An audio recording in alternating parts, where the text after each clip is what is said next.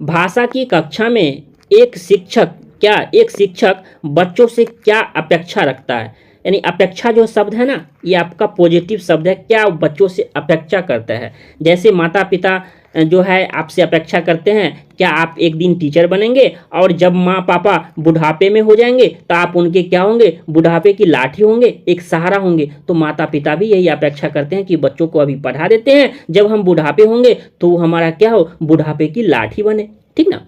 तो उसका कहना है एक शिक्षक के रूप में बच्चों से क्या अपेक्षा करते हैं, यानी बच्चों की अपेक्षा करते हैं। जैसे माता पिता करते हैं ना, तो वैसे एक टीचर बच्चों से क्या अपेक्षा करते हैं। कहता है संस्कृत निष्ठ भाषा में ही जवाब दे।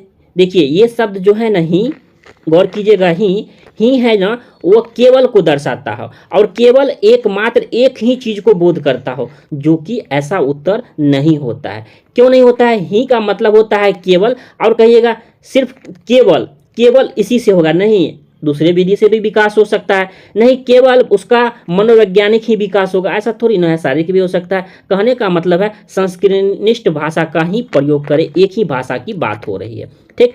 दूसरा में है बच्चे अपनी मातृभाषा का बिल्कुल भी प्रयोग ना करें। क्या कह रहा है, ऐसा थोड़ी ना है कि बच्चे अपनी मातृभाषा का प्रयोग नहीं करेगा।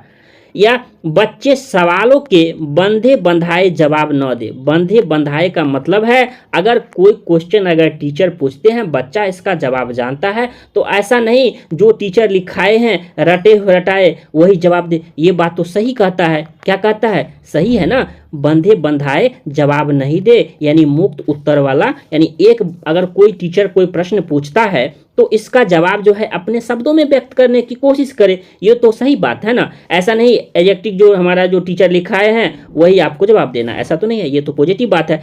कि कहता है बच्चे सवालों के बंधे बंधाए जवाब दे, तो ये भी आपका निगेटिव होता है कि इसमें क्या होता है, यह हमारा रटने पर जोर देता है, यानी आपने जो पढ़ा वही जवाब दिया। तो इस प्रकार क्या हो जाएगा, ऑप्शन नंबर हमारा सी जो हो जाएगा यह करेक्ट हो जाएगा। जब भी आप प्रश्नों में ही देखेंगे, ही केवल को दर्शाता हो और केवल एक ही पक्ष को जोर देता है और एक पक्ष वाला ज्यादातर उत्तर नहीं होता है। ठीक ना, पॉजिटिव वाले क्वेश्चन में। तो आप ये भी समझ गए। ऐसे जो है ना, ऐसे ही क्वेश्चन आपको देखने को मिलता है। ठीक ना। तो इसीलिए प्रीवियस ईयर के क्वेश्चन के आधार जानकर एक अच्छी तैयारी कर सकते हैं। अगला है भाषा स्वयं में क्या है। भाषा स्वयं में एक नियमबद्ध व्यवस्था है, या एक जटिल चुनौती है, या एक विषय मात्र। देखिए ये शब्द भी आपको, मात्र जो है ये भी आपको केवल को दर्शाता है, केवल को दर्शाता है। और केवल मात्र जो होता है ना, सिर्फ एक पक्ष को जोड़ देता है और एक पक्ष वाला नहीं होता है पॉजिटिव में। ठीक। नेगेटिव रहते हैं तो इसमें क्या है, एकमात्र साधन है। क्या कहता है इसमें, एकमात्र साधन है, एकमात्र बेटा है उसका। मतलब क्या, सिर्फ एक ही है तो एक ही पक्ष को जोड़ दे रहा है। लेकिन भाषा स्वयं में क्या है, एक आपका नियमबद्ध व्यवस्था है। क्या हो जाएगा, भाषा स्वयं में एक नियमबद्ध व्यवस्था है। यानी क्या हो जाएगा आपका ऑप्शन नंबर ए जो है ना, आपका क्या हो जाएगा, करेक्ट हो जाएगा। तो ऐसे ही परीक्षाओं में ऐसे भी बनाना है। अगला क्वेश्चन जैसा कि साथियों स्क्रीन पर देख पा रहे होंगे, जिसमें कहता है भाषा का प्रयोग, यानी भाषा का जो प्रयोग करते हैं वो केवल मुद्रित सामग्री में होता है। देखिए क्या कहता है, केवल मुद्रित सामग्री में, सिर्फ एक ही मुद्रित सामग्री में होता है, या जीवन के विभिन्न संदर्भों में होता है, या केवल परीक्षाओं में होता है। केवल परीक्षाओं में भाषा प्रयोग होता है, या केवल पाठ्य पुस्तक में भी होता है। तो क्या होगा, भाषा का प्रयोग जो हम करते हैं ये जीवन के विभिन्न संदर्भों में होता है। तो ऑप्शन नंबर हमारा बी करेक्ट हो जाएगा। देखिए आपको ऐसा नहीं है कि करेक्ट सवालों को ही ढूंढना है। ये कैसे तीन नहीं हुए, तो तीन ऑप्शन, मान लीजिए चार ऑप्शन है तो एक ही उत्तर होंगे ना आपका, तीन तो नहीं होगा। तो क्यों नहीं होगा, अगर ये समझ लेते हैं ना। इसीलिए तो मैं कहता हूँ कि हिंदी और हमारा ये बाल विकास में 30 में 30 आपको इस बार लाना है। कितना लाना है, 30 में 29 नहीं होना चाहिए, 30 में 30 ठोकना है। ठीक ना।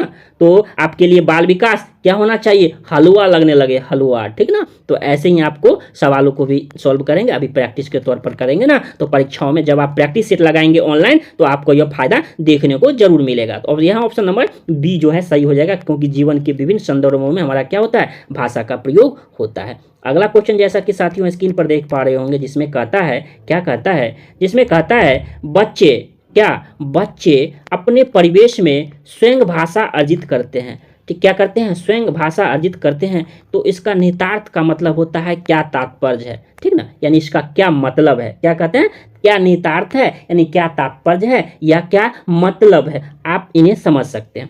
बच्चों को केवल लक्ष्य भाषा का ही परिवेश उपलब्ध कराना चाहिए। ऐसा थोड़ी ना होता है कि बच्चों को केवल लक्ष्य भाषा का ही प्रयोग करेंगे, या बच्चों को अत्यंत सरल भाषा का परिवेश, अत्यंत, तो क्या ऐसा ये भी हो सकता है, जब हमेशा अत्यंत सरल ही करेंगे तो बच्चा कठिन कब सीखेगा, ठीक ना। तो ऐसा भी नहीं है कि बच्चों को हमेशा अत्यंत सरल ही होना चाहिए। हमेशा बच्चों को बिल्कुल भी भाषा न पढ़ाई जाए, ऐसा थोड़ी ना होगा कि बच्चों को कभी भी भाषा पढ़ाई नहीं जाए। लेकिन चौथे ऑप्शन को देखेंगे तो लगेगा बच्चों को समृद्ध भाषिक परिवेश उपलब्ध कराया जाए। समृद्ध का मतलब ही होता है, मैं बताता हूँ, समृद्ध जैसे कहते हैं वो समृद्ध परिवार से है, यानी क्या, भरा पड़ा उसका पूर्ण परिवार है, अच्छे फैमिली हैं उनके, खाना पहनावा सब कुछ बेस्ट है, तो उसी प्रकार जैसे कहते हैं वो समृद्ध परिवार है, अच्छे परिवार में आते हैं, तो उसी प्रकार यहाँ भाषा की बात हो रही है, तो समृद्ध भाषा परिवेश यानी एक अच्छा भाषा परिवेश क्या करना, बच्चों को उपलब्ध कराना।